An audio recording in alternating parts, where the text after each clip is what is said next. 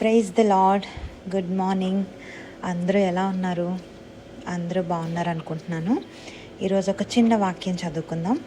ఒక చిన్న వాగ్దానం. హన్నా యెహోవా సన్నిధిలో ప్రార్థించెను. సమూయేలు 1వ అధ్యాయం 10వ వచనం. హన్నా కన్నీటితో ప్రార్థించింది. దేవుడు ఆమె కన్నీటిని ఆనందంగా మార్చేశాడు. ప్రార్థనలో ఉన్న స్త్రీ ఎప్పుడు బలహీనురాలు కాదు. ఆమె ఆత్మలో యోధురాలు, బలవంతురాలు. మన సమస్య ఎంత పెద్దదైనా మన ప్రార్థన దానికి మించినదై ఉండాలి. దేవుడు మన ప్రతి మాట వింటాడు, మన ప్రతి ప్రార్థన వింటాడు. మన సమయాన్ని ఆయన చేతుల్లో ఉంచాలి, అంతే.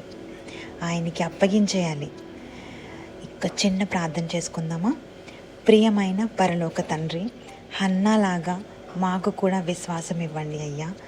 ప్రతి బాధలో నిన్ను ఆశ్రయించడానికి శక్తినివ్వండి, బలాన్నివ్వండి. మా ప్రార్థనలను నీవు విని సమాధానం ఇచ్చే దేవుడు అని నమ్ముతున్నాము. యేసు నామములో ప్రార్థిస్తున్నాము తండ్రి, ఆమేన్. ప్రార్థనలో ఉన్న స్త్రీని ఎవ్వరూ ఓడించలేరు. దేవునికి మహిమ కలుగును గాక. ఆమేన్.